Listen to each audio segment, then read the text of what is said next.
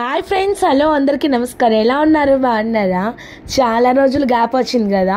Health అస్సలు బాగాలేదండి. ఈ మధ్య నాకు ఫీవర్ వచ్చేసింది. దానివల్ల వీడియోస్ తీయలేకపోయాను. ఇంకా అసలు మిస్ అవ్వదులేండి. వీలైనంత వరకు ఖచ్చితంగా డేకి ఒక వీడియో అన్నా ఖచ్చితంగా పడతాను. ఇంకా ఈరోజు మంచి రెసిపీ, ఇన్ని రోజుల తర్వాత వచ్చిన మంచి వెయిట్ లాస్కి, ఇంకా షుగరు బీపీ ఉన్న వాళ్ళకి చాలా బాగా పనికొస్తుంది. రెసిపీ చాలా టేస్ట్గా ఉంటుంది. జొన్న రవ్వ అండి. ఇది స్టోర్లో ఇచ్చారు. స్టోర్లో తీసుకునే జొన్నల్ని శుభ్రంగా ఏరి ఒక రోజంతా ఎండబెట్టి మిల్లు పట్టించాను. కొంచెం పిండి చపాతీకి, కొంచెం ఏమో రవ్వ ఇడ్లీకి, ఉప్మాకి, కిచిడికి అని. సో దాంతో కిచిడి చేస్తున్నాను. ఒక గ్లాసు పెసరపప్పు తీసుకోండి, లేదా ఒక కప్ అయినా సరే, ఏదైనా ఒకటి తీసుకుంటే పెసరపప్పు 1.5 వరకు జొన్న రవ్వ తీసుకొని 3కి 4 సార్లు కడుక్కోండి. జొన్న రవ్వలో డస్ట్ ఎక్కువ ఉంటుందండి. సో బాగా ఏరండి. ఏరిన తర్వాత 3 సార్లు కడుక్కోండి. కుక్కర్లో ఉడికించాలి. కొంచెం ఎక్కువసేపు పడుతుంది ఉడకడానికి. అదే శుభ్రంగా కడుక్కొని కుక్కర్లో వేసుకొని మీడియం సైజు ఎర్రగడ్డ సన్నంత వరకు 3 పెద్ద సైజు టమోటాలు, చాలా టేస్ట్గా ఉంటుందండి. 3 పెద్ద సైజు టమోటాలు లావుగానే తరుక్కొని వేసుకోండి. తర్వాత 6 లేదా 7 వెల్లుల్లి రబ్బలు, తెల్లగడ్డ పాయలు వేసుకోండి. పచ్చిమిరపకాయలు ఉంటే పచ్చిమిరపకాయలు, ఎండుమిరపకాయలు ఉంటే ఎండుమిరపకాయలు, ఏదైనా సరే మీ కారానికి సరిపడా. నేను వచ్చి 8 తుంపులు వేసాను. 8 ఎండుమిరపకాయలని తుంపి వేసాను. 2 రెమ్మలు కరివేపాకు. అలాగే దీంట్లో పచ్చిబఠానీ కానీ, కాలీఫ్లవర్ కానీ, తర్వాత ఉల్లగడ్డ కానీ, ఇంకా క్యారెట్ వేసుకుంటే ఇంకా బాగుంటుంది. ఇప్పుడు 1/2 స్పూన్ వరకు పసుపు వేసుకోండి. మనము పెసరపప్పు కానివ్వండి, జొన్న రవ్వ కానివ్వండి, 2 కలిపి 2.5 గ్లాస్ తీసుకున్నాము. సో మనము ఇది వచ్చేసి ఒక 6.5 అలా తీసుకున్నాం. ఎప్పుడైనా 1కి 2 గ్లాసులు చొప్పున తీసుకోండి. నేను కుక్కర్లో అంతకన్నా ఎక్కువ పట్టదండి. 6.5 గ్లాసుల వరకు నీళ్లు తీసుకున్నాను.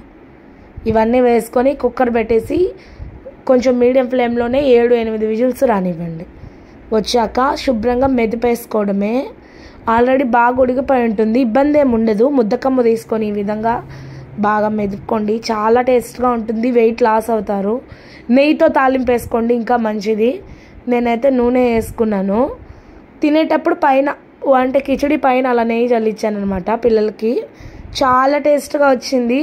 నేను ఫస్ట్ టైం చేశానండి. ఇది ఫస్ట్ టైం చేసినా కానీ టేస్ట్ మాత్రం అద్దరిపోయింది. ఇంకా అది శుభ్రంగా మెదిపి పక్కన పెట్టుకొని తాలింపు కోసం 2 స్పూన్లు, ఎక్కువ వేసుకోవద్దండి. అంటే వెయిట్ లాస్ అని చెప్పాను కదా, దానికి ఉపయోగపడాలి కదా. 2 స్పూన్ల నూనె వేసుకొని 1/2 స్పూన్ వరకు తిరగమాత గింజలు అంటే అదేనండి, ఆవాలు, పచ్చిశనగపప్పు, మినప్పప్పు అన్నీ కలిపి ఉంటుంది. అదొక 1/2 స్పూను.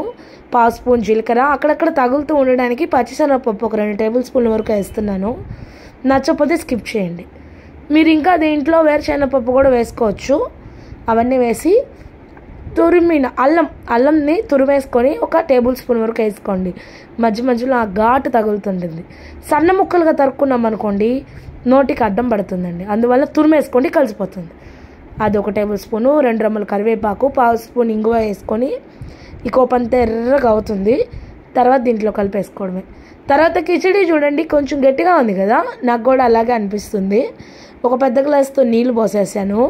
అంటే కొంచెం తినేటప్పుడు నాకు ఉప్మా కానివ్వండి, కిచిడి కానివ్వండి, పప్పు కూడా రండి గట్టిగా అంటే తినబుద్ధి కాదు, నీళ్ళగా ఉండాలి, జారుడుగా, అప్పుడే తినబుద్ధి అవుతుంది అనమాట.